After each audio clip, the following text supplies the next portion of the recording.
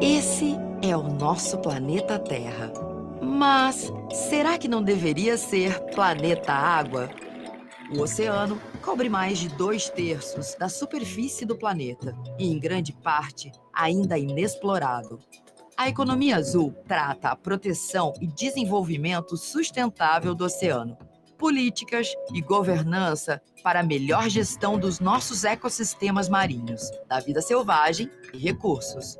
O oceano torna a vida humana possível, provendo segurança alimentar, transporte, fornecimento de energia, regulação do clima, entre outros. Com toda essa importância, nos perguntamos: como construir uma cadeia de pesca sustentável e que promova a inclusão e geração de renda? Qual o papel do oceano no combate às mudanças climáticas? Quais inovações estão sendo promovidas pela conexão entre a Terra e o oceano? A recuperação e a conservação dos ambientes marinhos podem andar juntos com o desenvolvimento de negócios? Convidamos você para um mergulho com a gente, nesses e em outros temas, debater as propostas e os desafios do uso sustentável do oceano.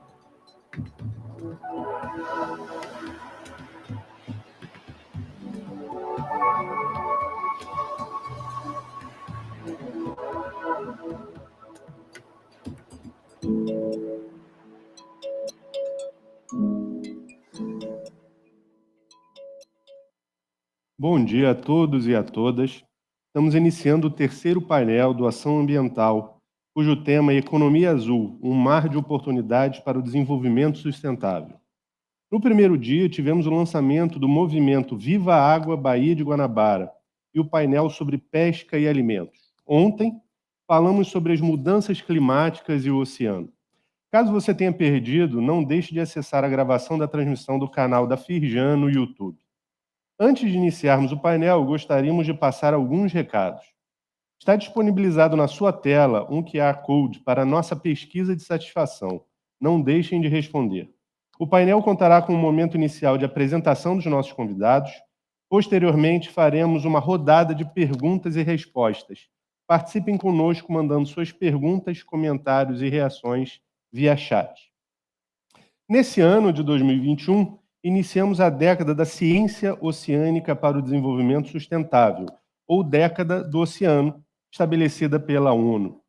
A década do oceano é uma oportunidade para discutirmos sobre como ter um futuro melhor e traz a ciência como suporte, demonstrando seu painel para a sociedade, seu papel para a sociedade. Além disso, busca mobilizar diferentes atores, públicos, privados e da sociedade civil organizada em ação que favoreçam a sustentabilidade dos mares. Tendo em vista essa proposta, no painel de hoje, intitulado Um mergulho em outros horizontes, ciência, tecnologia, inovação e redes de cooperação, apresentamos o potencial científico, tecnológico e inovador dos mares. O debate apresentará como a união da tecnologia, ciência, inovação e pessoas é fundamental na promoção do desenvolvimento sustentável. Para esse debate, contaremos com a participação de Lars Irheim, cofundador e gerente da Algore, Marinela Silva Laporte, chefe do Departamento de Microbiologia Médica do Instituto de Microbiologia Paulo Góes da UFRJ, e a Michele Duarte, gerente sênior da Innovation Norway. Lars, obrigado pela sua participação aqui conosco. O Lars irá fazer uma apresentação sobre a Algore e como ela insere a economia circular na promoção de um oceano mais saudável. Lars, a palavra é sua. Thank you so much. Muito obrigado, Antônio, por me introduzir. Eu tenho que tirar aqui esses fones para que eu não ouça a mim mesmo. Eu estou muito feliz de estar aqui hoje, representando algumas ideias da Noruega e falando sobre como nós tentamos implementar um modelo de negócios em uma economia regenerativa e circular que tem a ver com o espaço oceânico. Bom, agora eu vou, para fazer um pouco mais interessante, eu vou botar botando um formato aqui interessante, porque na Noruega a gente tem algo que a gente chama que é o conto de fadas, os contos de fadas que a gente tem. Como pessoas normais, por exemplo, lutam contra os monstros, e aí você tem as origens das mitologias também, e eu vou fazer dessa maneira. E eu sou um desses caras que quer lutar contra grandes monstros, e no caso aqui é o monstro do plástico. E essa é uma história muito legal, e nessa história nós também temos alguns ajudantes muito bons aqui, que eu vou introduzir eles aqui nessa minha história. Nós começamos essa história na praia, onde eu estou sentando com o antigo ministro do Comércio e da Indústria da Noruega, e eu estou apresentando para ele algumas ideias sobre como nós podemos transformar o lixo do oceano em algo valioso através da reciclagem e trazer ele do reaproveitamento e transformá-los em produtos. Então, para começar, esse é o meu monstro, que eu estou querendo fazer alguma coisa em relação a ele. Nos últimos 70 anos, não, perdão, nos últimos 60 anos, tivemos um crescimento tremendo do plástico, e é um processo muito linear que pega recursos não renováveis da natureza e transforma ele em coisas muito duráveis, em materiais muito fortes, em um processo industrial muito complexo. E depois, infelizmente, esse material, que tem uma duração muito longa, ela vai para o lixo e termina, e muito desse lixo acaba terminando indo para o oceano, e aí nós não temos um plano para poder retirar isso de volta, e aí está o meu monstro. E como empreendedor, eu estava numa posição, há uns anos atrás, eu estava tentar botar algumas ideias de economia circular num mercado muito tradicional e linear para móveis. E ao encontrar esse desafio, sem fazer esses progressos no mercado, nós temos que fazer algumas escolhas no mercado. E é isso que eu quero tentar ilustrar aqui para vocês. Ou de um outro lado da linha, você vai dizer que tem uma pegada, né, uma pegada de danos ao meio ambiente, e você está ciente disso. E no outro lado da linha, você está ciente disso, você quer recuperar e você quer fazer com que se recupere esses danos. E para mim, como um empreendedor, essa é uma escolha, essa é uma coisa que difícil, porque eu não tinha as ferramentas para poder implementar isso. Então, a maneira mais fácil foi pensar, se você pensa ao final da linha, eu vou te mostrar como a gente pode mostrar os impactos no ambiente, e você não pode medir tudo. E existem muitas indústrias que dizem que são neutros em relação de carbono, e minha ideia é que nós não podemos ser neutros nesse ponto. É preciso fazer uma escolha. Você cria essa pegada que faz um dano para a natureza, ou você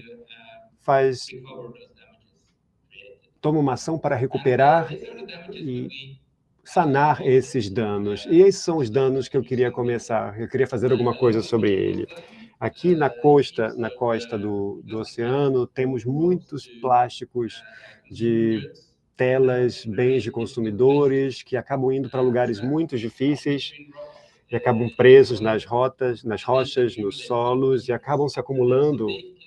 E aqui existe uma grande comunidade da Noruega que está tentando fazer a limpeza disso, a limpeza desse lixo por todo o planeta, e essas pessoas são nossos heróis. Eles são voluntários que passam 6 a 8 semanas no tempo livre que eles têm, só para poder limpar, passando 8, 10 horas por dia, continuamente lutando contra esse monstro.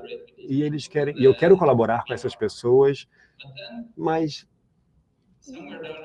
alguma coisa aqui no caminho veio para mim, e eu descobri que, ainda que esses esforços existam, todo o dinheiro investido em relação a isso, todas as longas horas, todos os financiamentos públicos, nós não estamos limpando de verdade, porque os materiais aqui, eles são removidos do oceano, das praias, das costas, eles são ou incinerados para criar novas emissões, e aí criam novas emissões, né, que vão afetar de carbono, e também um lixo tóxico. E o pior, eles acabam indo para lixões e aterros. e criando também emissões e resíduos tóxicos ou microplástico para as próximas gerações que vão ter que resolver esse problema. E ao pensar sobre isso, sobre esse problema do meio ambiente, sobre os setores, nós estamos movendo só de um setor para o outro, enquanto você se sente bem, mas não necessariamente você está ajudando.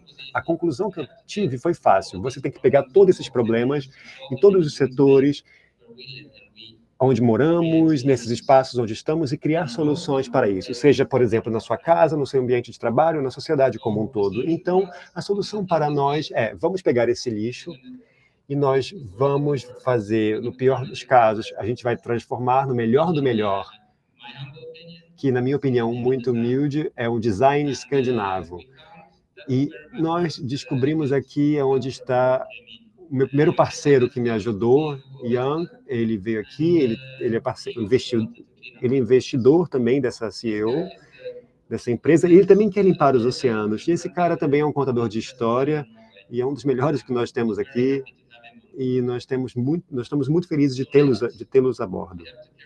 E depois nós tivemos que fazer contato com a comunidade de limpeza para saber que nós temos resíduos suficientes para poder gerar os materiais que precisamos para poder fazer nosso design de móveis escandinavos. E aqui nós encontramos um segundo ajudante, um segundo parceiro, que é um ambientalista, é um ativista, ele dedica o seu tempo para limpar as costas oceânicas, e também é um grande companheiro, tem um grande coração para a natureza, para um coração enorme para as pessoas, e ele nos conectou com a comunidade e com todo o conhecimento e com as indústrias. E ele tinha muito plástico para dar para a gente? Sim, como vocês podem ver aí, é interminável a quantidade de plástico que a gente tem. Isso é só um container de um pequeno local da Noruega que a gente tirava dessa região, e a gente pode ver o quanto de plástico tem.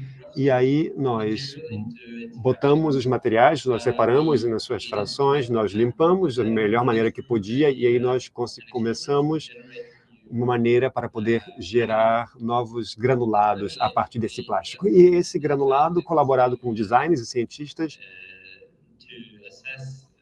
para ter uma ideia das propriedades técnicas e também os níveis tóxicos e também as outras qualidades. E aí nós transformamos isso em produtos através de teste com os nossos parceiros industriais.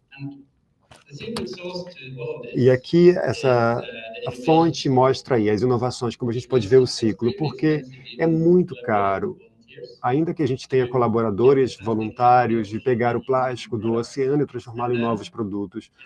E, infelizmente, muitas pessoas veem isso só como uma oportunidade de negócio. Elas não percebem que tirar o plástico do oceano e vender ele para o mercado, eles não percebem que esse plástico pode voltar para o mesmo local. Por isso que a gente começou a pensar como armazenar esse plástico. E o que a gente fez é começar a atribuir valor a essas limpezas, através da cadeia. Nós estamos vendendo esse material, nós estamos oferecendo serviços de modelo, um modelo de subscrição, que a gente tem os nossos parceiros que estão aí, e o plástico ele vai ser transformado nesses produtos que aí podem retornar para nós ao fim do ciclo. E também nós promovemos os produtos de design que podem ter múltiplos usos, e nós redistribuímos, nós reciclamos, e aí temos muitos recursos para a economia com esses recursos que a gente entra na cadeia de novo, como se fosse um ciclo. E aí sim termina esse nosso conto de fadas, né? Essa história. Aqui temos um banco de design escandinavo, se tornou um objeto muito bonito, que foi lançado ano passado, na feira internacional que a gente teve, e esse banco é feito do plástico que nós produzimos, que nós encontramos.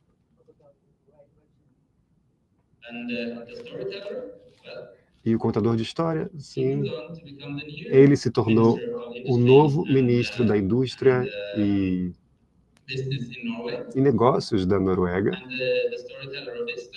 E esse é o contador de histórias. Aqui estou eu falando com vocês, aqui, o que me dá muito orgulho. E aqui está ele. E o cara com grande coração, ele está lá ainda, ajudando a limpar as praias para nós e assegurando que novas conexões sejam construídas para que o mercado encontre essa cadeia. E o problema que nós estamos resolvendo junto são as empresas. As empresas precisam ter acesso a isso.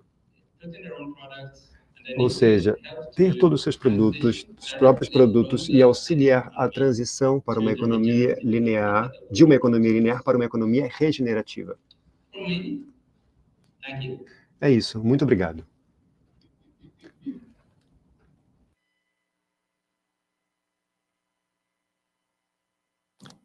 Muito obrigado, Lars. Eu achei bastante impressionante a sua iniciativa, bastante interessante, de grande relevância. E gostei muito da contextualização que você fez em relação ao grande monstro que antigamente se acreditava nos mares, e fazendo uma analogia, a gente tem também hoje um grande monstro, e pensando aí, combinando todas as coisas nos combustíveis fósseis que vêm dos fósseis, e o grande monstro hoje é o resultado disso, né? O plástico que está no oceano. Achei bastante interessante. Eu acho que mais iniciativas como essa certamente trarão resultados aí para o nosso planeta. Inclusive, achei até interessante que, além dos grandes plásticos, a gente também tem a preocupação dos microplásticos. Ficaria aí uma provocação para, de repente, a gente conversar mais em buscar alternativas de conseguir coletar de forma mais seletiva esses microplásticos, e deixa de ser um grande monstro, mas ele passa a ser microscópico. E certamente isso vai ter também uma repercussão grande com o que a Marinela vai apresentar daqui a pouco, e formas da gente coletar isso e dar destinos, né? Aplicar a economia circular também para esses plásticos aí, muitas vezes microscópicos. Muito obrigado aí mais uma vez pela sua participação. Agora, a gente vai falar com a Marinela. A Marinela, ela vai falar um pouquinho sobre as 1001 utilidades das esponjas marinhas e das suas bactérias. Marinela, é contigo. Oi, Antônio, prazer te ver. Depois de alguns anos, né? Temos muitas histórias em comum ao longo da nossa trajetória, né, profissional.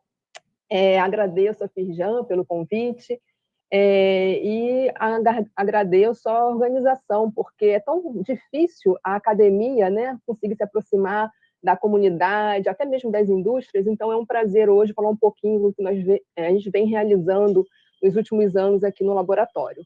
E a ideia surgiu a partir de um trabalho de divulgação científica que nós publicamos com este tema, né, com esse título, As 1001 Utilidades das Esponjas e Suas Bactérias Marinhas. E aí eu vou trazer um pouquinho dessas informações que contém nesse artigo de divulgação científica para vocês hoje. O próximo slide, por favor. Então, quando a gente fala, né, de esponjas marinhas, temos que lembrar que a esponja marinha vive num ecossistema rodeado de outros animais marinhos. E aquela vida, né, ela é um modelo de sucesso graças também à presença das bactérias associadas, das relações de simbiose de bactérias com todos esses organismos marinhos. Sendo que as esponjas é um modelo de sucesso porque elas são datadas de mais de 600 milhões de anos. E, muito provavelmente, o seu sucesso de ter sobrevivido e estar presente até nos dias atuais depende também dessa associação com as bactérias que ela perpetua, né? É uma adaptação mútua dos dois lados, das esponjas e das bactérias. O próximo. E aí vem a pergunta, né? Por que estudar esponjas, né? São seres muito interessantes, ficaram muito famosos nas últimas décadas por causa do personagem Bob Esponja, do Nickelodeon, né? Então, as pessoas devem fazer essa associação de esponjas, só que as esponjas elas vivem de forma fixa num substrato. Elas não podem interagir com outros animais, como a gente observa no desenho do Bob Esponja, né? E elas têm diferentes tamanhos, diferentes cores, diferentes formatos, né? existem esponjas de muitos metros de tamanho e até milímetros de tamanho, né? O próximo, por favor.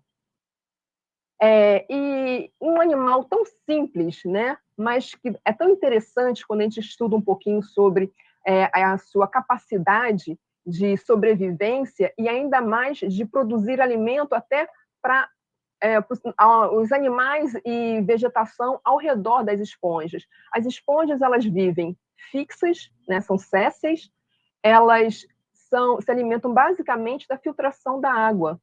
Se a gente for imaginar que uma esponja de tamanho médio, mais ou menos do tamanho de um punho fechado, né, ela é capaz de filtrar até 2.000 litros de água por dia, e dessa filtração ela obtém alimentos para o seu próprio corpo e ainda provoca modificações naquele material dissolvido e ainda libera para os animais e vegetação ao redor, né? Então, temos aqui esse vídeo mostrando um modelo bem clássico de um mergulhador que aplicou uma substância fluorescente para mostrar o quanto rápida é essa filtração por parte das esponjas.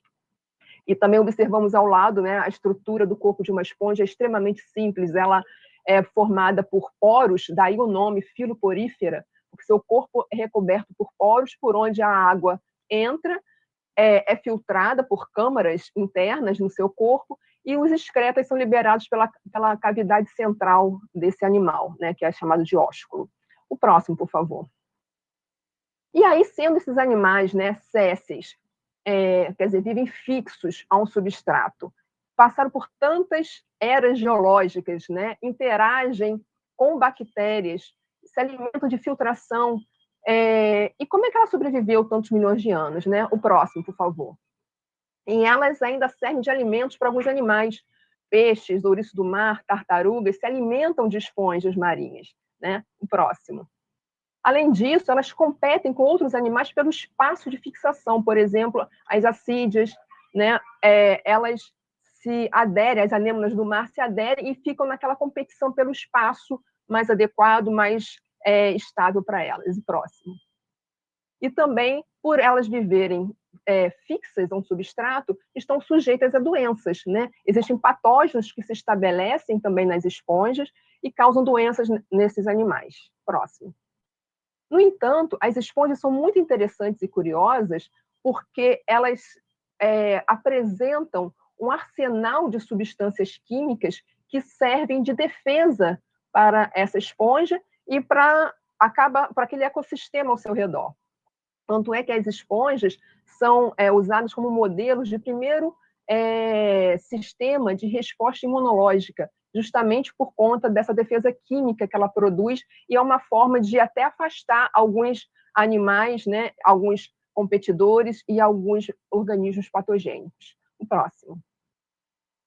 Um estudo, né, existe um grupo, na verdade existem vários grupos, mas esse grupo, né, do Blunt, colaboradores, todo ano eles publicam uma revisão onde mostram, né, os filos dos quais foram estudados e mais se isolou produtos naturais marinhos. E podemos observar que o filoporífera, que são as esponjas, sempre tem grande destaque, né, se tem inúmeras patentes de substâncias que foram produzidas e identificadas a partir das esponjas.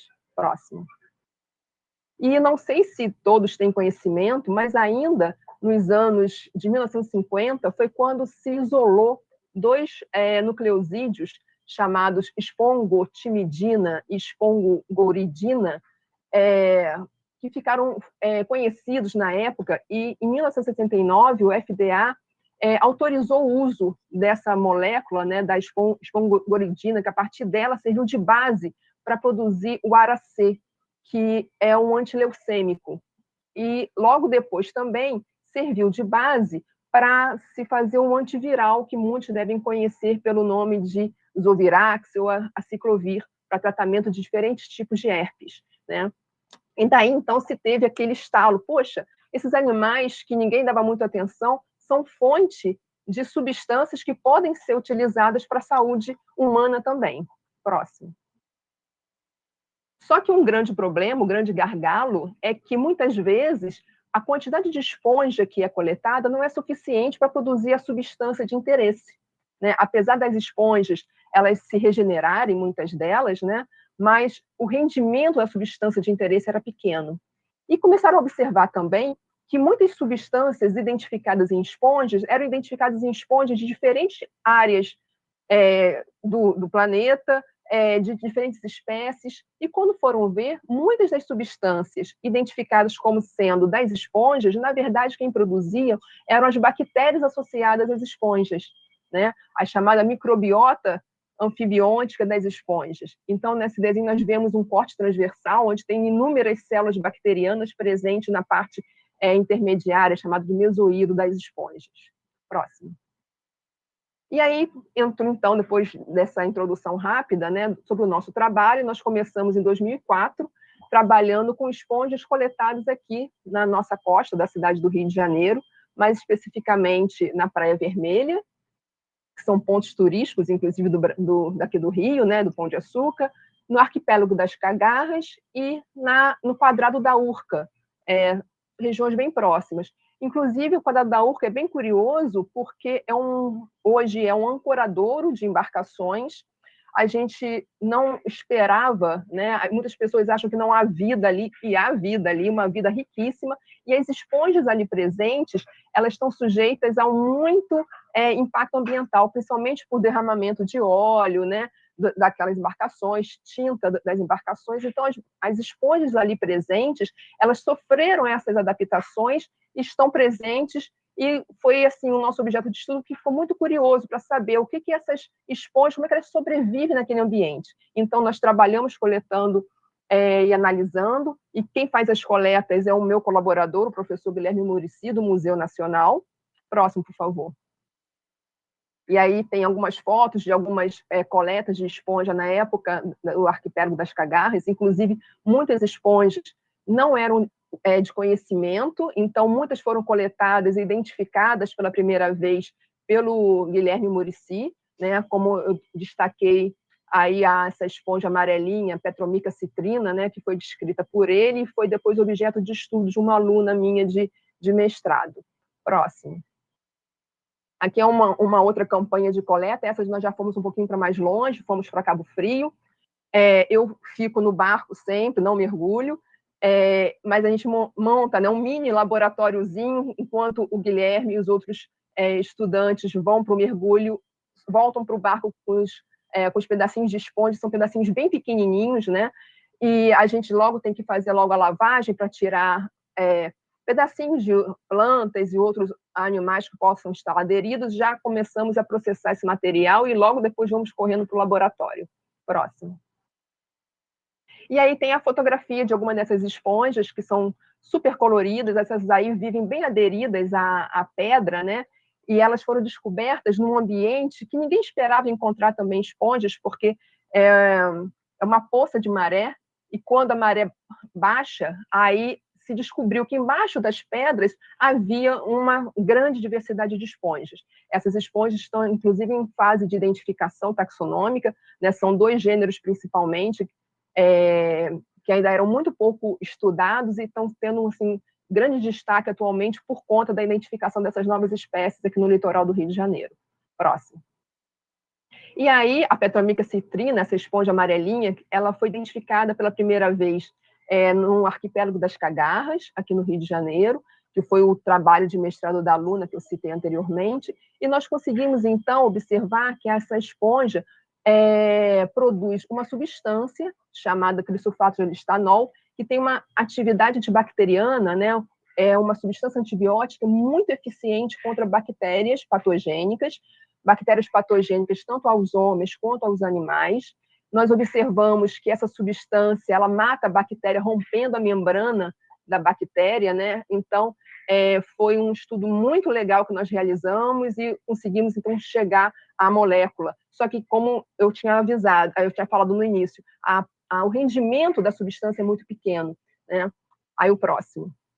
Aí nós partimos, então, para as bactérias, né? Quais são as vantagens de trabalhar com as bactérias das esponjas? Que uma vez elas purificadas no laboratório, nós mantemos no laboratório e crescemos em volumes que a gente desejar, né? Então, não precisamos mais ficar retornando ao mar para ficar coletando esponja para a produção da substância de interesse. Uma vez as bactérias isoladas e mantidas em laboratório, a gente começamos em pequenas escalas e podemos aumentar essa escala de volume para a produção de maior volume, maior quantidade da substância de interesse. E essas bactérias das esponjas, eu tenho assim, um verdadeiro orgulho delas, porque elas são muito bonitinhas, né? Produzem pigmentos diversos que têm aplicação biotecnológica, inclusive. Muitos desses pigmentos estão muito associados ao pigmento que a esponja apresenta, né? Algumas são fluorescentes, enfim, é um mundo realmente fantástico de se estudar. O próximo. E aqui nós observamos que muitas dessas bactérias que nós isolamos das esponjas produziam antibióticos excelentes contra diferentes bactérias de importância médica. Não sei, deixa eu só localizar vocês. Nessas plaquinhas, nós observamos esse ponto central, é a bactéria da esponja, e ao redor nós observamos um halo de inibição da bactéria patogênica. Então, nós conseguimos observar antibióticos eficientes contra bactérias causadoras de gonorreia, de infecções hospitalares diversas, bactérias que desfazem biofilme bacteriano, que é um grande problema hoje, tanto no ambiente quanto para o cuidado médico, né? Porque as bactérias formam esse biofilme durante o tratamento, e isso dificulta e atrasa em próteses, por exemplo. Enfim, próximo. E aí, uma das substâncias que nós isolamos da bactéria da esponja, né? São bactérias do gênero Pseudomonas, eram, na verdade, 3 estirpes distintas que nós isolamos de uma mesma esponja, e essas 3 estirpes produziam a mesma substância de cetopiperazina, que foi muito eficiente contra diferentes bactérias, inclusive bactérias causadoras da tuberculose, tá? Causadoras de pneumonia, de gonorreia, vários outros. Próximo. Aí, como eu já tinha adiantado, vimos também bactérias isoladas de esponjas capazes de desfazer biofilme, então nós podemos observar biofilme espesso, e quando esse biofilme tratado com a substância da bactéria, o biofilme era desfeito. Então, mostrando também que ela tem ação não só antibiótica de matar a bactéria, mas consegue também desfazer esse biofilme, que é um grande problema hoje no tratamento pós-cirúrgico de colocação de próteses e de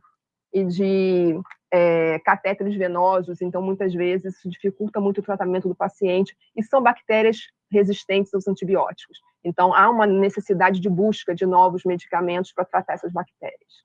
Próximo. E além dos antimicrobianos, né, antibióticos, substâncias antibiofilme, nós também vimos que as bactérias de esponjas produzem inúmeras enzimas essas com várias aplicações industriais. Então, nos últimos anos, um grupo que a gente vem formando aqui no laboratório vem focando os estudos para o isolamento e caracterização dessas enzimas, que têm aplicação tanto na indústria de alimentos, cosmético, recuperação ambiental. Então, várias enzimas nós vimos observando. Próximo, por favor. E, mais uma vez, as plaquinhas lindas mostrando a atividade enzimática, né, das enzimas que nós vimos estudando atualmente aqui no laboratório. O próximo, por favor. E, além disso, nós vimos também que várias bactérias, elas que já estão no ambiente marinho, têm a capacidade de limpar aquele ambiente que está contaminado. Então, como eu falei, nós trabalhamos com esponjas coletadas de ambientes impactados, como o quadrado da Urca. Isso nos chamou muita atenção. Como é que aquela esponja consegue se estabelecer e ficar presente e saudável naquele ambiente impactado com óleo, com metal pesado? E nós começamos, então, a observar que as bactérias isoladas dessas esponjas, além dos antimicrobianos, produziam substâncias, essas chamadas de biosurfactantes, capazes, sim, de fazer a limpeza daquele ambiente, né? E muitos trabalhos, né, nós até levantamos essa bandeira, essas bactérias ali, elas servem até como bioindicadoras de contaminação ambiental, por conta dessa capacidade que elas têm de limpar aquele ambiente ao redor. Próximo.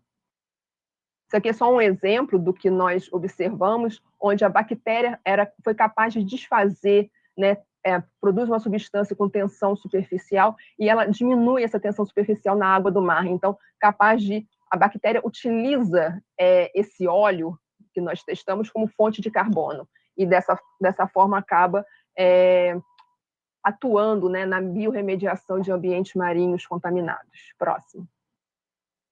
Isso aqui também foi um estudo muito legal ali no quadrado da Urca, onde nós observamos que várias bactérias apresentavam índices de resistência a mercúrio e a metilmercúrio muito altos. E quando fomos ver, são bactérias capazes de transformar o mercúrio em mercúrio volátil, o Hg0. Então, atuando de uma forma bastante eficiente, né, na biorremediação, e aí nós acabamos entendendo como que essas esponjas conseguem se estabelecer naquele ambiente tão impactado, graças à microbiota associada, né, capaz de modificar o mercúrio tóxico em mercúrio não tóxico. Próximo. E aí, então, eu trago assim, um resumão, né, do que as 1001 utilidades das esponjas marinhas e suas bactérias. Temos muito ainda a estudar, sabemos muito pouco sobre elas, estamos ainda engatinhando, né, com essa proposta, e nós vimos que muitas dessas esponjas e muitas dessas bactérias são capazes, sim, de produzir novos antibióticos, enzimas com diferentes aplicações, podem atuar na biorremediação, produzem moléculas biosurfactantes, que é a grande menina dos olhos hoje das empresas que buscam biorremediação de ambientes contaminados. Próximo. E aí, falando sobre isso, eu trouxe só um resumão sobre alguns dos nossos trabalhos, né, onde nós focamos principalmente, inicialmente, substâncias antimicrobianas. Próximo. Mas também vimos que esses antimicrobianos atuavam não só no tratamento de doenças humanas, como também de animais, como esse último trabalho aí, que nós vimos que eram capazes, inclusive, de atuar evitando e matando bactérias causadoras de dermatite canina, né? Próximo.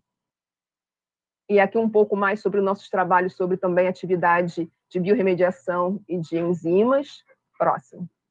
Só que tudo isso não sou eu que faço sozinha, se não fosse a minha equipe. Atualmente tenho alunos de iniciação científica, de mestrado, de doutorado, trabalhando aqui, mais a parceria com o Guilherme Muricy, do Museu Nacional, que ele que coleta as esponjas, faz identificação taxonômica, e agradeço muito a oportunidade hoje, a Firjan, por estar aqui falando, e nossos órgãos de fomento principalmente, né, que é a FAPERJ, que financia nossos projetos de pesquisa, e CNPq e CAPES, que custeiam as bolsas de estudo dos estudantes.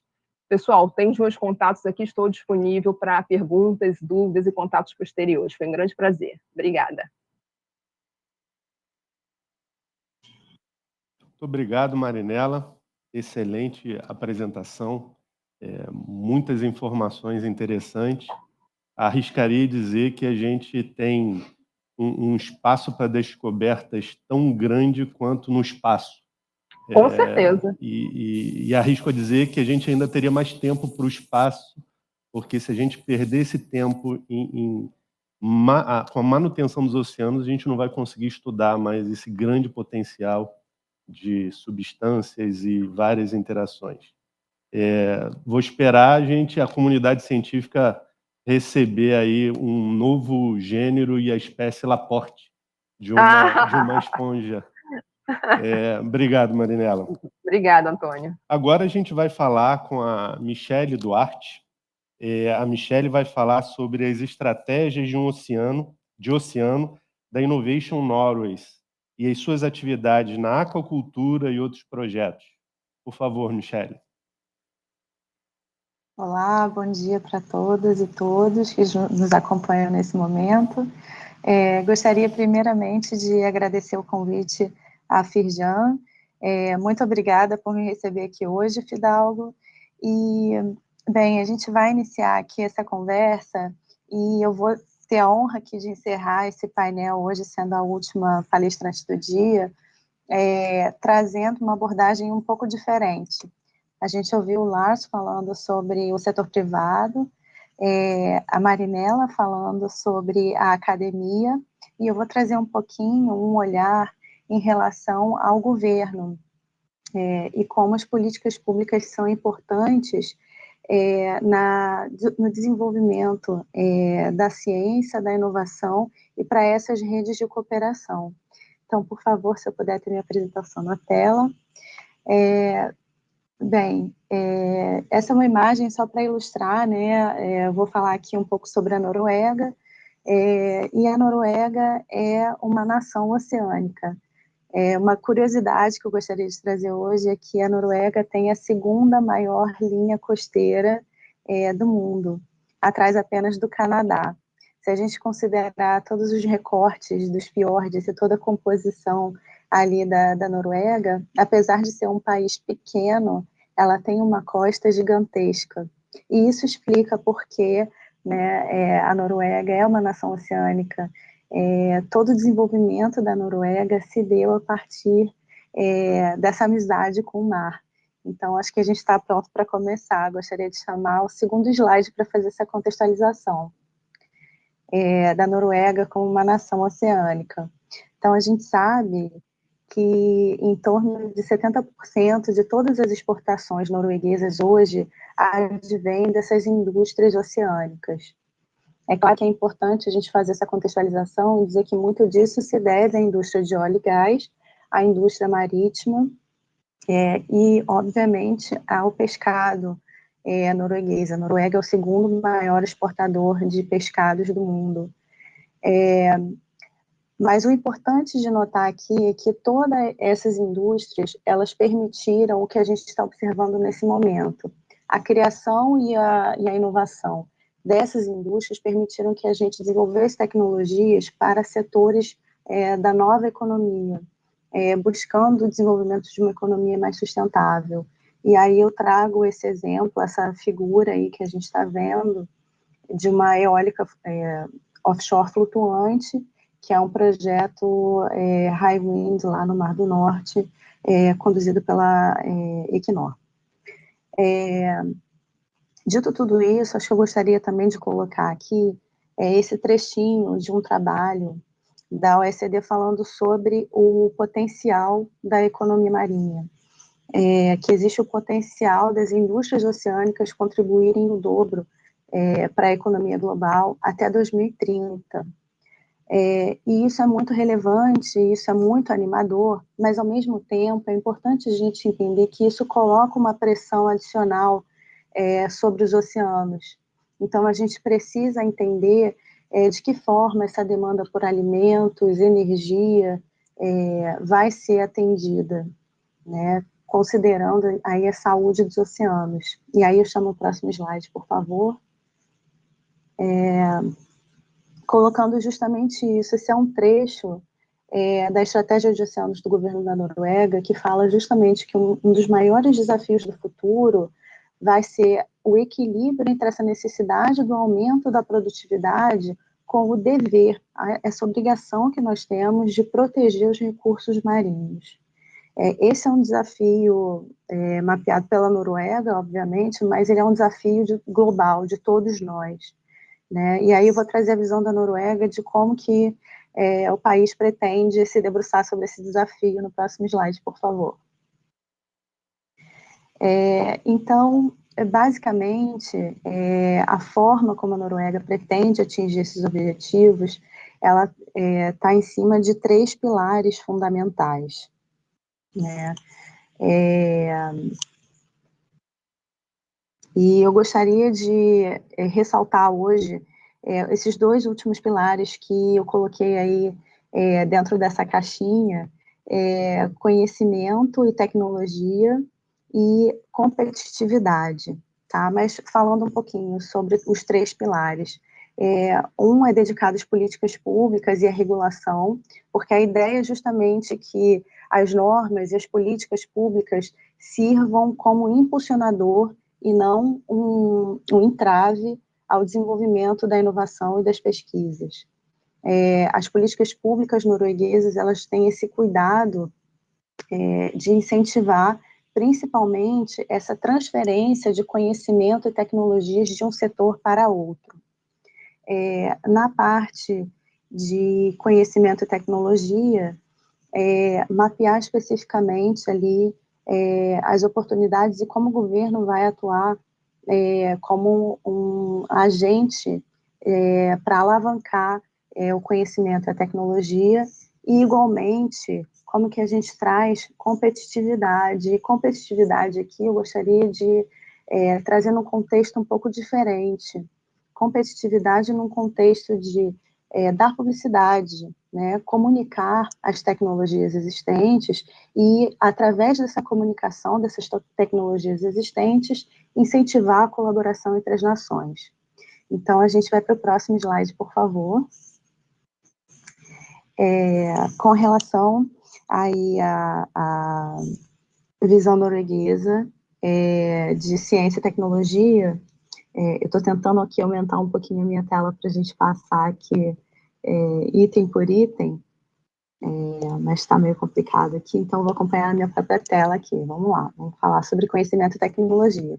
A ideia é que desafios compartilhados se tornam experiências compartilhadas, gerando soluções conjuntas.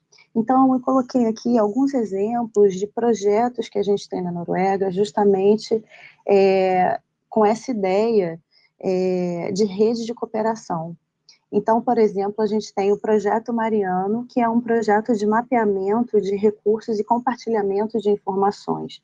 É um projeto de mapeamento do leito marinho, com dados de batimetria, dados geológicos, sedimentares, biodiversidade, biótipo, poluição, diversos tipos de dados acumulados no mesmo projeto, para que ele sirva para diversas aplicações. A gente tem ali a otimização de recursos, recursos públicos mesmo, pela colaboração com outros agentes europeus, como por exemplo, a aliança com os dados meteorológicos compartilhados entre a Noruega e a União Europeia. Citei também ali o Fórum de Navios Autônomos, que é um fórum aberto onde as pessoas discutem desafios e tecnologias, novamente, os desafios compartilhados, as experiências compartilhadas, sendo aí um canal de desenvolvimento de soluções conjuntas. O estímulo ao desenvolvimento de novas indústrias oceânicas, como eu demonstrei ali lá no segundo slide, offshore wind, e a bioprospecção, como bem falou a professora Marinella, né, em relação à infinidade de aplicações que a gente ainda desconhece dos recursos marinhos para a saúde humana. Então, se a gente pensar, por exemplo, que algumas bactérias provindas do oceano foram utilizadas, por exemplo, nessa crise que a gente está vivendo da Covid-19, em testes de detecção rápida da Covid-19. Se a gente pensar também, por exemplo, que mesmo essas bactérias estão sendo usadas para produzir medicamentos para combater realmente doenças e outras situações da saúde humana, como colocou a professora aqui. Instrumentos de apoio financeiro que são necessários ao desenvolvimento de pesquisa através das políticas do Innovation Norway e do Conselho de Pesquisa norueguês. Além disso, a gente tem programa de clusters na Noruega. Os clusters reúnem spin-offs, startups, empresas pequenas, no mesmo ambiente, empresas que tenham interesses comuns e que se beneficiam dessa colaboração conjunta, e dessa forma a gente percebe aí que esses clusters atuam como um agente incentivador da inovação. E os programas internacionais dos quais a Noruega faz parte, no caso, por exemplo, cito aqui o Horizon Europe, que é um programa de pesquisa europeu, do qual a Noruega é associada, apesar de não fazer parte, né, do bloco econômico da União Europeia. E dentro desse programa de pesquisa, a gente tem um específico que se chama Aquavitae, que é um programa específico de pesquisa para a aquacultura, envolvendo aí mais de 15 países, e entre eles o Brasil. Então, existem também oportunidades de colaboração para o Brasil dentro desses projetos. Vamos lá para o meu próximo slide. Nesse próximo slide, o que eu trago aqui é essa ideia em relação à competitividade, né? Eu falei que eu ia fazer esse highlight aí entre o que o governo está fazendo para estimular o conhecimento e desenvolvimento de tecnologia, e também a competitividade, com essa ideia de comunicar as competências, elevar o diálogo entre os países e, assim, estimular uma colaboração entre a Noruega e os outros países.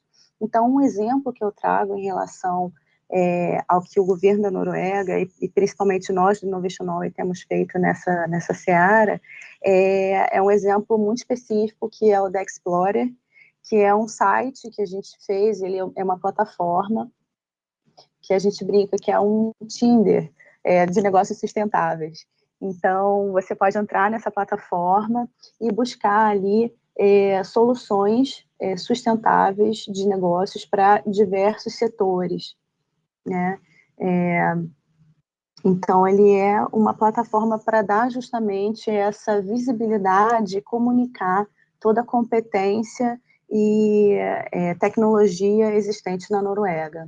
Todas as tecnologias que estão disponíveis no Explorer, elas passam por um crivo anteriormente, feito pelo Innovation Norway, e eles têm que estar associados a, pelo menos, resolver ou dar suporte a um ODS, pelo menos. Mas, normalmente, as soluções são fantásticas e elas, com certeza, estão ligadas a diversos ODS. Elas ajudam a trazer essa perspectiva de o desenvolvimento sustentável em diversos aspectos. Gostaria também de falar aqui de outras iniciativas, como o apoio do Conselho de Pesquisa Norueguês e do Innovation Norway na divulgação dessas competências e no processo de matchmaking. Um exemplo é o do Explorer, mas para além do Explorer, nós trabalhamos com discussões em alto nível, trabalhamos em feiras montando o pavilhão norueguês, fazemos diversos eventos com especialistas, workshops, com empresas, academia, e também nos debruçamos sobre missões específicas aí para assuntos onde há uma colaboração desejada aí com a Noruega. E, finalmente, meu último slide, por favor, só para dar um visual aí de como que o The Explorer funciona. Você pode clicar lá e buscar soluções, né? E você busca soluções, show me solutions em diversos setores, como energia, indústrias oceânicas, tecnologia, saúde, recursos naturais, cidades inteligentes, economia circular, transporte, e essa plataforma ela é constantemente alimentada com esses casos, com essas soluções, e também com as histórias das empresas, como elas chegaram até essas soluções, como elas vêm sendo aplicadas no momento. E qualquer um pode se registrar nessa plataforma para conhecer aí essas soluções norueguesas que estão disponíveis para todos. E caso haja necessidade ali de conhecer alguma solução específica, eu fico à disposição. Meu contato está no próximo slide, por favor. E sigo à disposição aqui hoje para responder as perguntas também da audiência. E agradeço mais uma vez a Firjan, ao Lars, meu colega de painel aqui de Noruega, e a professora Marinella. Muito obrigada. Obrigado, Michele. Mais uma outra apresentação também bastante interessante. A ciência, ela, além de ser interdisciplinar, ela depende de vários ingredientes. Não só de boas ideias, boas perguntas, mas mentes brilhantes e também de formas de incentivo. Então, eu acho que agências como a Innovation Norway e outras ao redor do mundo são aí de grande relevância para a ciência, para a sustentabilidade, para o nosso desenvolvimento sustentável. Muito obrigado uma vez. Eu relembro para quem está nos assistindo para enviar as perguntas, comentários pelo chat. Tenho certeza que os nossos palestrantes aí estão ávidos para interagir com a gente. Então, fiquem à vontade para perguntas. Eu vou começar com algumas aqui para aquecer um pouquinho e incentivar o pessoal que está nos assistindo. Eu vou fazer a primeira para o Lars. Lars, como que funciona a rastreabilidade dos dados da Algore e por que isso é importante e qual o papel da tecnologia nesse processo? Bom, tenho que tirar esses fones aqui. Para poder localizar nossos dados é importantíssimo para a criação de valor, para pensar toda essa valorização do plástico que nós temos. E a nossa cadeia, ela se reside nesse ponto. E se você não pode documentar o ponto original de onde vem esse lixo, então fica muito difícil de você conseguir, quando você chega ao público final, para construir essa confiança que a gente tem que ter. Isso não é só parte do nosso sistema, pode se tornar uma maneira de você fazer uma espécie de greenwashing, e aí você tem que atribuir valor nesse ponto, seja aos clientes, aos consumidores que são relacionados. E a tecnologia de blockchain a gente usa para poder traçar todo o material, desde a sua fonte até o produto final. E aí, assim, a gente tem o nosso próprio ciclo que a gente pode ver dentro do sistema. Marinela, você comentou algumas vezes sobre a baixa, não sei se seria produtividade, mas a pequena eficiência na extração daquelas moléculas ou daquelas substâncias que poderiam ter interesse. Quando a gente tem uma dessas moléculas que vem das bactérias, por exemplo, eu acho que a gente facilita a nossa vida, porque eu consigo levar isso facilmente para um laboratório e, de repente, simplesmente utilizar estratégias de escalonar essa produção. Mas quando a gente fala das esponjas, de repente, vocês encontrarem algumas coisas específicas das esponjas, você consegue nos dar algum exemplo, por exemplo, uma substância de interesse que ela foi passada por uma rota sintética ou mesmo por biotecnologia para que a gente tivesse um aumento de escala e aplicação de fato dessa substância? Sim, sim, Antônio. A grande problemática é o rendimento, né, da substância. E o modelo de sucesso é justamente um deles, né, aquele que eu apresentei logo no início, falando sobre o aracê.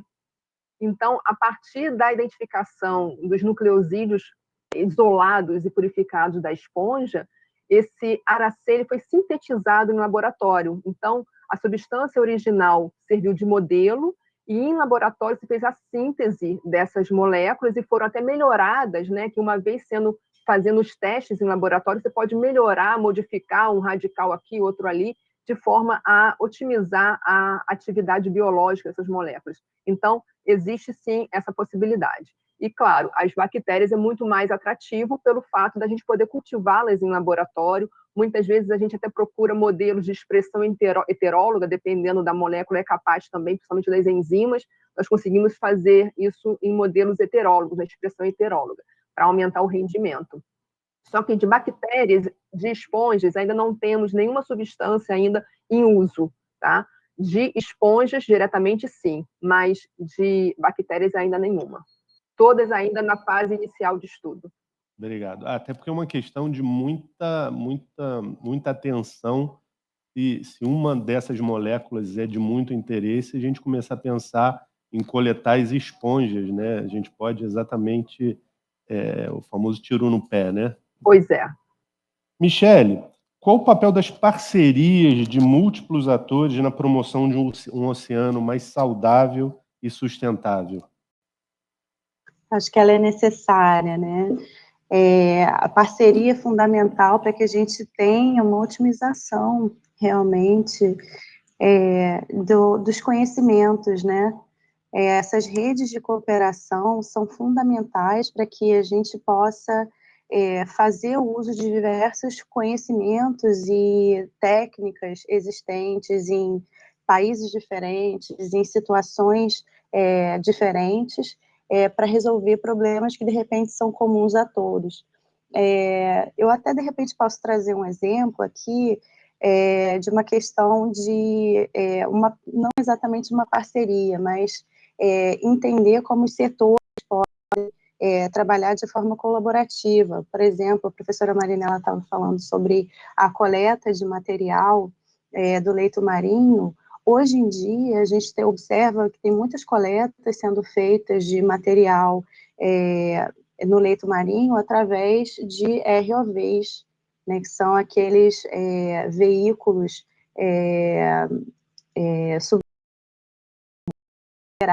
né, a partir de uma embarcação, e eles vão lá e fazem essa coleta de forma muito precisa, muito específica, sem danificar a vida marinha. E esse conhecimento, ele advém de outras indústrias, né? Ele vem da indústria de shipping, ele vem da indústria de energia, para o monitoramento de operações, mas hoje ele se adapta e serve a esse propósito dessa exploração sustentável desses recursos, né, para desenvolvimento aí da ciência e de pesquisas, né?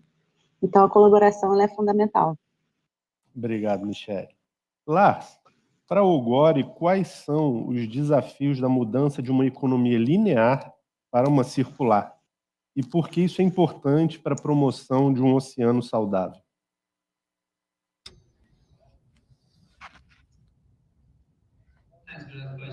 Essa é uma boa pergunta. E é uma grande pergunta, na verdade, porque há muitos aspectos, muitos desafios que se apresentam ao mesmo tempo. E talvez o maior seja o desafio do mercado, porque uma economia circular não é só um princípio industrial que você aplica no modelo linear e tal, mas você tem que adaptar modelos de negócios. Na verdade, é um pouco diferente, né? Como você cria valor no seu negócio. E para ir de uma maneira circular, significa que você tem que aceitar que talvez você não possa mandar um produto X da sua empresa para o exterior, você tem que adaptar isso. Então, você tem que pensar de acordo com os serviços que são oferecidos. E como eu falei, uma das coisas mais únicas que nós estamos fazendo aqui nós estamos fazendo isso ao nível material, ou seja, nós estamos nos conhecendo esses materiais e oferecendo serviços, né, de modelos e oferecendo também outros serviços como de componentes, como, por exemplo, serviços de arquivo, sistemas de retorno ou contação de história e também como poder localizar os objetos. E é muito difícil de você oferecer isso em um modelo linear, porque isso poderia significar que você retira todos os lucros de uma transação e botar em outra, e aí nós podemos trazer isso de uma maneira mais horizontal, e aí a gente pode entregar valor durante todo o ciclo do material. Essa é uma das grandes questões que nós temos aqui com o plástico, que é tirá-lo imediatamente, todo o seu valor, e a gente sabe que o plástico acaba perdendo esse valor no mercado com isso, e aí a gente pode oferecer a lucrabilidade, né, para poder oferecer o impacto que está por trás desse material, ou seja, trabalhar de uma maneira ampla nesse assunto. Eu não sei se eu respondi a sua pergunta, mas ao menos é metade disso. E deixe-me só ver aqui a outra metade. E por que isso é importante para promover um oceano saudável? Bom, isso é provado no modelo aqui que nós temos, porque nesse momento nós estamos perdendo 9 milhões de toneladas de plástico todo ano para o oceano, o que acaba se tornando como um microplástico e nunca vai desaparecer e entra Como é? Deixa eu ver aqui. Sim, entra na cadeia alimentar, né? E acaba chegando em mamíferos e nós mesmos, esse microplástico, e nos peixes que nós comemos. E se nós não podemos mudar esses valores ao remover o plástico do oceano, nós não conseguiremos, ou seja, é um ponto importante que a gente tem que adaptar a economia para um aspecto regenerador, que eu gosto melhor desse termo se você fala sobre algo como uma meta, não só como uma ferramenta. A economia circular é uma ferramenta que você pode aplicar, mas é uma coisa neutra aqui. Enquanto a regenerabilidade, né, a regeneração, tem a ver com você consertar a degradação da natureza. Se você consegue articular esse modelo de negócios, né, um circular, como se fosse pensando os impactos negativos que é causado no meio ambiente e tal, antes de você começar o negócio, aí nós podemos crescer e nós podemos ver como isso pode mitigar esses impactos. Eu estou muito confiante nesse modelo para promover um futuro que a gente consiga poder mitigar esses problemas que estão sendo criados e também resolvê-los. Só da academia, mas da pesquisa aplicada restringe muito o seu universo, imaginando que a inovação é uma inovação meramente tecnológica, mas um modelo de negócio inovador, muitas vezes, é tão disruptivo quanto uma nova tecnologia e coisas do tipo. Obrigado, Lars. Marinella, eu vou uma pergunta tipo provocativa para você. Você mostrou algumas coisas o grande potencial das esponjas, depois o grande potencial das bactérias. Há já estudos trabalhando na interação, alguma coisa de biologia dos sistemas, da cooperação entre esses dois e, de repente, de novos compostos ou produtos que possam ser extraídos a partir da cooperação e não desses organismos de forma isolada? Sim, sim. O grande gargalo justamente é esse, que muitas das bactérias que a gente tenta isolar das esponjas, elas não sobrevivem sem as esponjas. E vice-versa, né? Vamos fazer então um aquário para cultivar a esponja e produzir em larga escala a substância que ela produz. Não é a mesma coisa. Elas têm que estar no seu habitat natural, com aquelas condições físicas e químicas que ela é sujeita para se produzir. Então, quando a gente pensa, né, em interação, sim, muitas das substâncias começaram a ser produzidas pelas células da esponja, a bactéria vai fazer modificações nessa molécula. Então, não é o caso do nosso grupo, mas existem grupos que trabalham, sim, atuando nessa interação, esponja e bactéria, para buscar realmente as moléculas-alvo. Legal. Michele, enquanto você fazia a sua apresentação, eu estava me perguntando assim, como que a gente poderia entender oportunidades de fato para novos projetos, coisas do tipo. Você mencionou uma que o Brasil poderia participar. Eu queria que você falasse um pouquinho mais especialmente dessa e, por exemplo, como você poderia ajudar a conectar o Lars, a Marinella e a gente aqui da Firjan.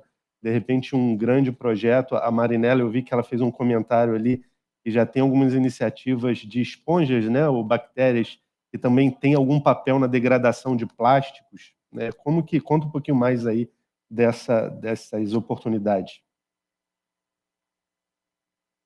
Vamos lá.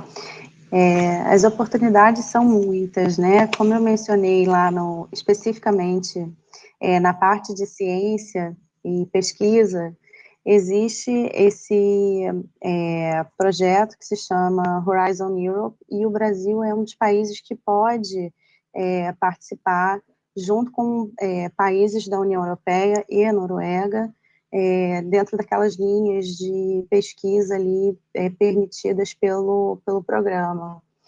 Eu entendo que o programa permite também essa troca de pesquisadores, então eu vou fazer um parêntese aqui, que a gente tem no Innovation Norway uma representante aqui no Brasil do Research Council da Noruega, minha colega de Innovation Norway, Maria Jensen.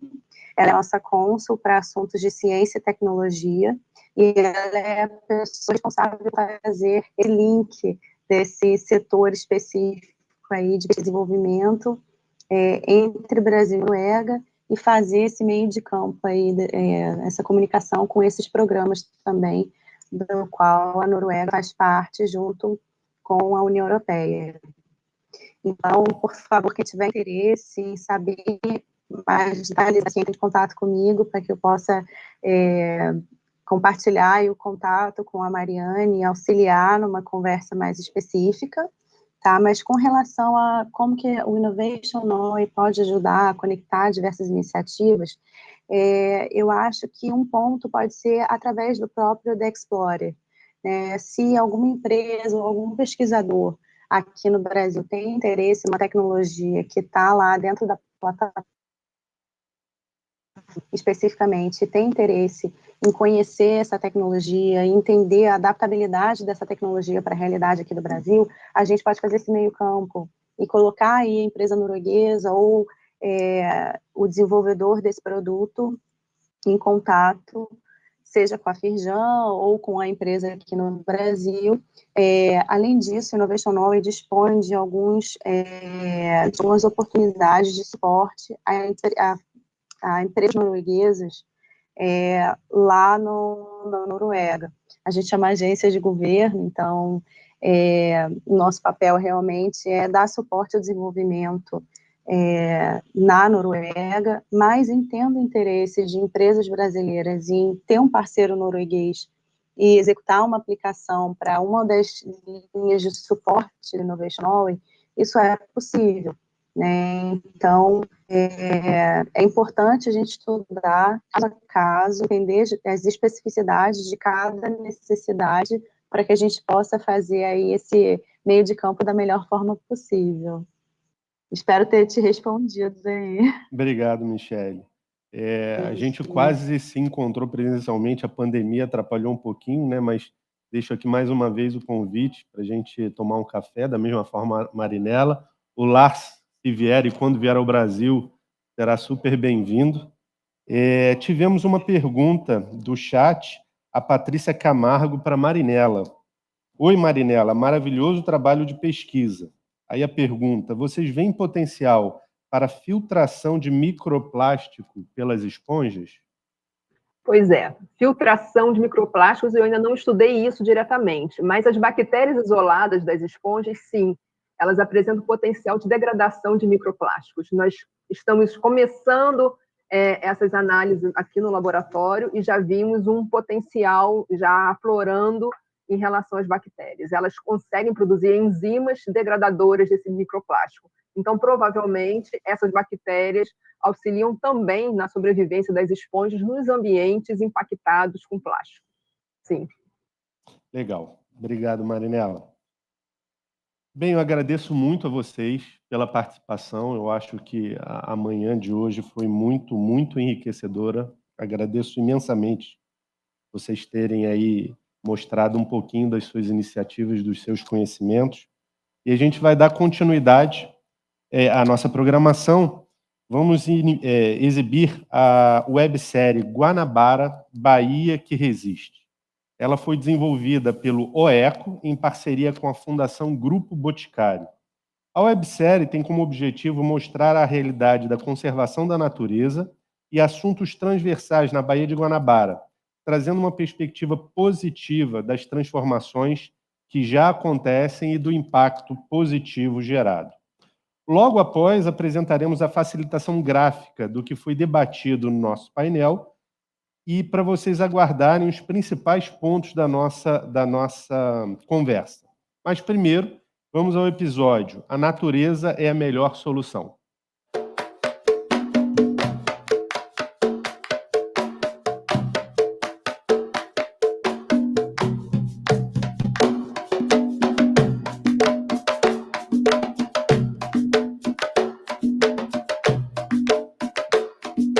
Nós estamos aqui na área de proteção ambiental Apa de Guapimirim, à margem da Estação Ecológica da Guanabara, que fica aqui no recôncavo da Baía de Guanabara.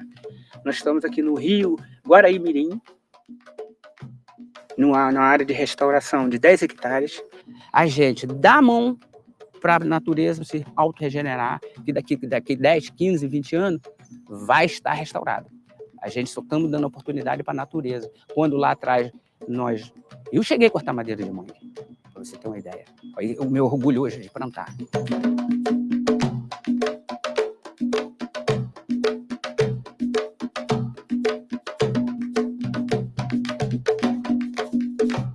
Umas décadas de 50, 60, 70, tinham a necessidade de proteger esses quase 6 mil hectares de manguezais aqui no fundo da Baía de Guanabara, que ele estava sendo todo dizimado, sendo cortado com a cabo de ferramenta, construção de curral de pesca, queimado na isolaria para produzir telha, tijolo, que o Rio de Janeiro estava no momento de uma expansão, ao ponto das olarias fazerem estrada dentro do manguezal, fazerem dique dentro do manguezais, porque os caminhões vinham com aterro, aterrava e voltava com a madeira do mangue.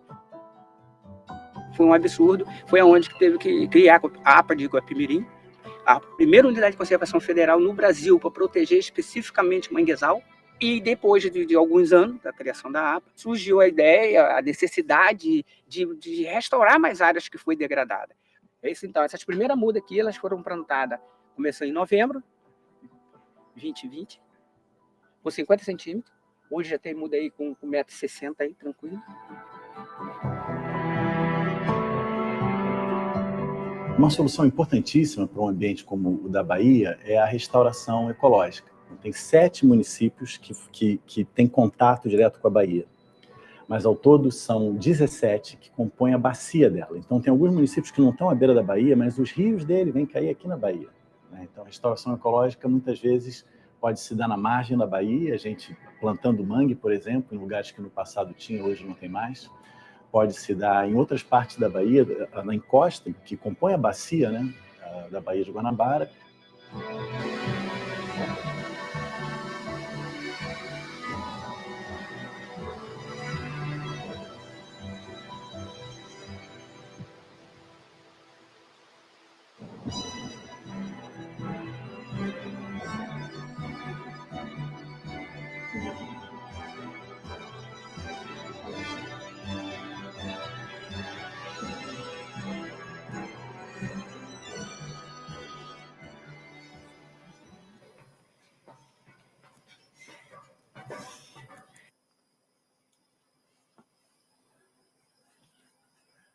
A parte baixa, ao redor dos banhados, eram pastos. 650 mil árvores foram plantadas até agora. No total, né? No total, em 430 hectares. Nós temos mais que 400 espécies de árvores que foram plantadas ao longo, que nós conseguimos multiplicar e plantar.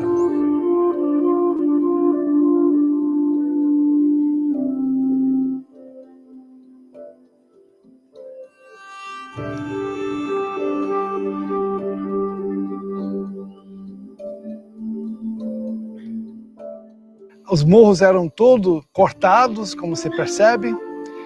Tem bois no pasto, toras caídas em cima dos encostas, né? Então, mostra que essa área foi completamente transformada anteriormente. Então, tudo que vocês veem aqui, na parte baixa, esses primeiros morros, são todos restaurados. A Régua é uma reserva particular, criada em 2001, localizada na alta bacia do rio Guapiaçu, dentro do município de Cachoeiras do Macacu, dentro da região metropolitana do Rio de Janeiro. Estamos a menos de 100 quilômetros do centro do Rio de Janeiro. Estamos protegendo, junto ao Parque Estadual dos Três Picos, as nascentes do rio Guapiaçu, que junto ao rio Macacu desaguam na Baía de Guanabara, abastecendo a nossa querida Bahia, né, com as águas mais limpas de todo o entorno. Sentimos muito orgulho em poder contribuir com a preservação dessas nascentes do Guapiaçu e pretendemos, né, continuar restaurando áreas para poder continuar com essa participação importante desta iniciativa particular que é a Régua. Tudo que foi construído nos últimos 20 anos mostra que a floresta retorna, não é só a floresta precisa sua biodiversidade, então você precisa de uma floresta saudável com todos os seus habitantes.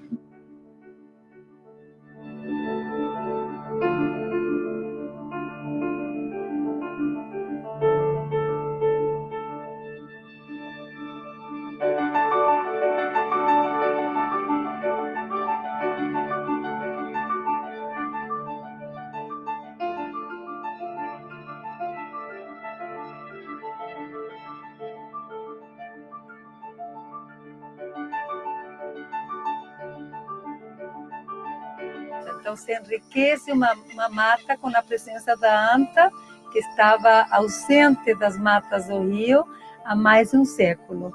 A importância da restauração ecológica e da conservação biológica também é a de você manter ou recuperar a biodiversidade de uma dada localidade. E a biodiversidade, ela é a grande guardiã de um conjunto de benefícios que a natureza dá para nós.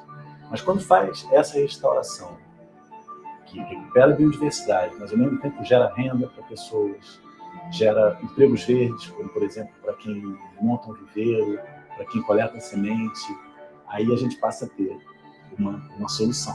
E solução essa baseada na natureza.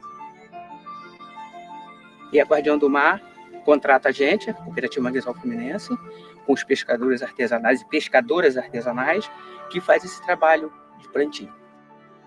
É muito importante, tanto para a vida do pescador artesanal, que são mais áreas que abrem para poder ele catar o caranguejo, entendeu? E isso é fundamental. Somos em quase 400 famílias da cata só exclusivamente do caranguejo, aqui dentro da Água do Guapimirim, aqui no fundo da Baía do Guanabara. Só a Guardião do Mar, com essa parceria Guardião do Mar e Cooperativa Manguezal Fluminense, nós já vamos para 40 hectares e quase 100 mil mudas plantadas. E esse trabalho, hoje, é uma fonte de renda. O pescador artesanal hoje restaura manguezal. Para mim é um filho. É um filho para mim. Quando eu vi a mão, o primeiro passo para o meu filho, de soltar a mão dele, ele não cair mais, eu vejo uma mudinha dessa, é como se eu tivesse largado a mão dessa mudinha e ela está caminhando sozinha, que é muito, muito gostoso. E eu tenho a felicidade de sair da minha casa para trabalhar no manguezal e sentir essa paixão, esse amor que eu tenho por esse ecossistema. Isso só me dá prazer, me dá mais vontade de trabalhar. Não tem sol, não tem chuva, não tem mosquito, não tem feriado. Precisou de mim, eu estou lá contribuindo com a minha parte.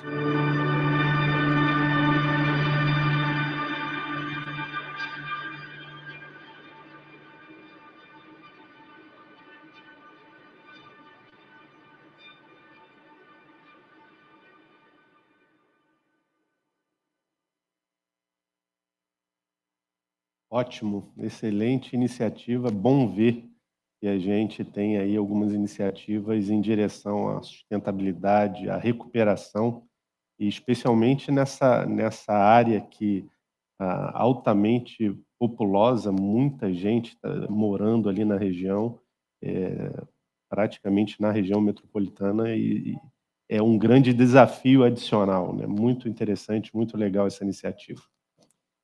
Voltando agora, a gente vai chamar a Nina Teles. Ela vai apresentar a facilitação gráfica que foi criada durante o painel.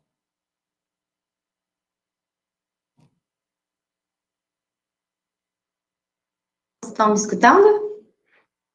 Vendo o painel também? Sim, sim. Um prazer. Obrigada, Antônio. Prazer estar aqui de novo com vocês, aprendendo um pouquinho mais com esses especialistas. De novo, não sou especialista, mas escutei atentamente o que vocês falaram.